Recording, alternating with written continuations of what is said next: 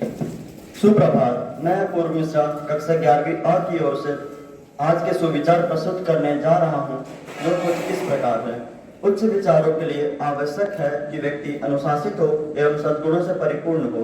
मैं इसे पुनः दोहराता हूँ कि उच्च विचारों के लिए आवश्यक है कि व्यक्ति अनुशासित हो एवं सद्गुणों से परिपूर्ण हो। धन्यवाद। मैं श्रेया आप सबके सामने एक श्लोक प्रस्तुत करने जा रही हूँ। सहसा विधीता न क्रियाभ विवेका परमापदम पदम वृंते ही प्रेमस्य कारणम गुण लुब्धा स्वरमेव संपदम। अर्थ, विवेकपूर्ण कार्य नहीं करना मनुष्य के लिए सबसे बड़ा दुर्भाग्य है। इसलिए सादा जीवन जीने के लिए बिना सोचे समझे कोई काम नहीं करना चाहिए। धन्यवाद। सुप्रभात। आज मैं रुद्र प्रताप सिंह कक्षा 11वीं A की ओर से आज के मुख्य समाचार प्रस्तुत करने जा रहा हूं, जो कि इस प्रकार है। चीतों के लिए MP और राजस्थान में कई उपयुक्त स्थानों की पहचान। 5 वर्षों में केंद्रीय सशस्त्र बल के 53,000 से अधिक जवानों ने छोड़ी नौकरी। मणिपुर हिंसा पर SC ने केंद्र पर दागे कई सवाल। विदेश में मौजूद गेमिंग प्लेटफॉर्म पर सरकार कसेगी नकेल। मुंबई एयरपोर्ट पर टला बड़ा हादसा। विस्तारा विमान के इंजन को ट्रक ने मारी टक्कर। धन्यवाद। अब मैं हरिओम को बुलाना चाहता हूं, जो खेल समाचार प्रस्तुत करें। सुप्रभात। मैं हरिओम श्रीवास्तव। आज के खेल समाचार कुछ इस प्रकार हैं। फुटबॉल अंडर 20 टीम के साथ जाएंगे सुनील छेत्री, शिंगन व Gurpreet Singh Sandhu. ICC world cup का पहला मैच 5 अक्टूबर को खेला जाएगा। आयरलैंड के दौरे के लिए भारतीय टीम का ऐलान। बुमराह होंगे कप्तान। हॉकी वुमेन्स टीम में टाई सीरीज में जीता गोल्ड। देवधर ट्रॉफी में रियान पराग ने जड़ा शतक। ईस्ट जोन ने वेस्ट जोन को हराया। धन्यवाद। आपका दिन मंगलमय हो। जीवन हो सादा तो अहम कैसा, उच्च हो विचार तो वहम कैसा। इस उदाहरण के साथ आज सुबह की सभा में आप सभी को हार्दिक सुप्रभात। आज सुबह की सभा को प्रारंभ करने के लिए मैं भाव्या और मैं साधना आज अपनी कक्षा के सहपाठियों के साथ आप सभी के समक्ष खड़े हैं। सादा जीवन उच्च विचार हमेशा से हमारी भारतीय संस्कृति की नींव रही है। यह वाक्य आज संभवतः बाद में आया, मगर यह दार्शनिक विचार हमेशा से ही भारतीय विचारधारा के मूल में था। यह एक सिद्धांत है जिसके आधार पर विश्व आज तक बढ़ता चला आ रहा है। इसका अर्थ साधारणतः यही है कि हमें सादा जीवन व्यतीत करना चाहिए तथा अपनी विचारधारा महान रखनी चाहिए।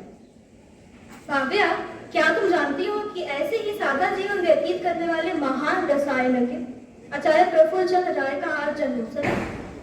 हाँ, और पता है कि सादा जीवन उच्च विचार वाले उनके व्यक्तित्व से प्रभावित होकर महात्मा गांधी ने कहा था कि शुद्ध भारतीय परिधान पहने इस सरल व्यक्ति को देखकर विश्वास नहीं होता कि यह एक महान वैज्ञानिक हो सकता है।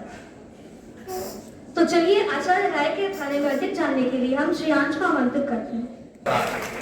आदरणीय प्रधानाचार्य महोदय, शिक्षक एवं मेरे प्रिय साथियों, मैं श्रेयांश आपके समक्ष भारतीय रसायन विज्ञान के जनक प्रफुल्ल चंद्र रॉय के जीवन पर प्रकाश डालने जा रहा हूँ। डॉक्टर रॉय को नाइट्राइट्स का जनक भी कहा जाता है।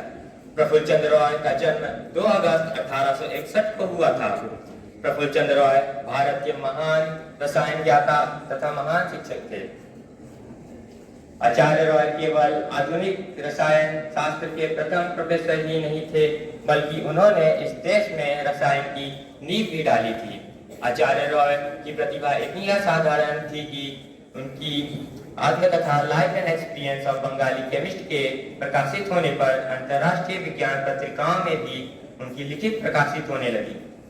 जब आचार्य रॉय अपनी प्रयोगशाला में पारे और तेजाब से प्रयोग कर रहे थे, इस प्रयोग से नाइट्राइट्स नामक पदार्थ बनता है। इस प्रयोग के समय डॉक्टर रॉय को कुछ पीले क्रिस्टल दिखाई दिए। वो पदार्थ लवण भी था तथा नाइट्राइट भी। यह खोज बड़े महत्व की थी। इसके अलावा उन्होंने अमोनियम नाइट्राइट का उसके विशुद्ध रूप में संश्लेषण भी किया। आचार्य रॉय ने अपने इन निष्कर्षों को लंदन की केमिकल सोसाइटी की बैठक में प्रस्तुत भी किया। आचार्य रॉय को रसायन के अलावा इतिहास में बड़ा प्रेम था। उन्होंने 12 वर्षों तक गहरा अध्ययन कर हिंदू रसायन का इतिहास नामक महत्वपूर्ण ग्रंथ लिखा। इस पुस्तक द्वारा प्राचीन भारत के अज्ञात विशिष्ट रसायन विज्ञान का बोध देश और विदेश के वैज्ञानिकों को हुआ। आचार्य रॉय ने स्वतंत्र आंदोलन में भी सक्रिय भागीदारी निभाई। कलकत्ता में गांधी जी की पहली सभा कराने का श्रेय डॉक्टर रॉय को ही जाता है। रॉय एक सच्चे देशभक्त थे। उनका कहना था, विज्ञान प्रतीक्षा कर सकता है पर स्वराज्य नहीं। आचार्य प्रफुल्ल रॉय भारत में केवल रसायन शास्त्र ही नहीं, आधुनिक विज्ञान के भी प्रस्तोता थे।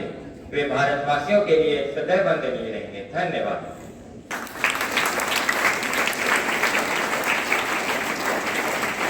यदि देखा जाए तो पता चलेगा कि प्रत्येक देश में सादगी का महत्व है। महान व्यक्तियों का किसी भी देश में अभाव नहीं रहा है। अंतर केवल इतना है कि कुछ अपने देश में ख्याति पा जाते हैं और कुछ संसार में अग्रणी होते हैं। यह कहावत हमें इस बात के लिए प्रोत्साहित करती है कि हमें जीवन को समृद्ध बनाने के बजाय अधिक सार्थक बनाना चाहिए। हमें केवल उन चीजों की चिंता करनी चाहिए जो हमारे जीवन के लिए बेहद आवश्यक है।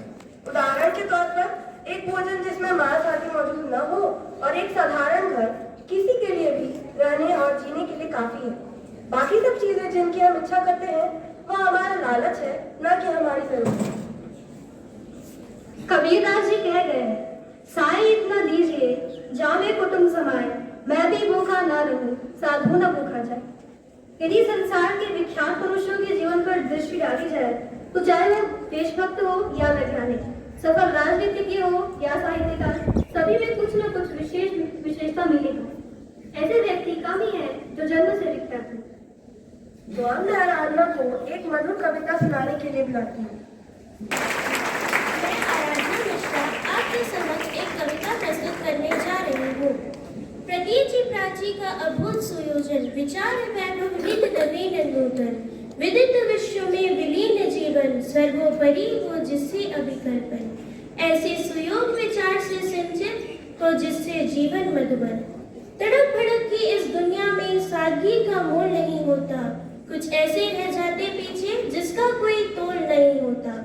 आडंबर की महफिल में दब रह जाती काबिलियत, असली प्रतिभा छिप जाती, कमतर पा जाती शोहरत।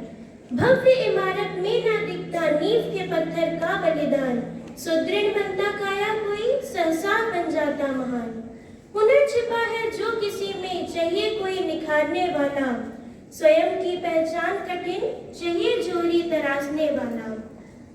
बाह्य आवरण से परे भीतर की परखो चमक, गहरा पानी शांत दिखे, गागर अधजल जाए छलक। सादा जीवन उच्च विचार, जिसका कोई खोल ना होता, शानो शौकत मात्र छलावा, सादगी का मोल नहीं होता, सादगी का मोल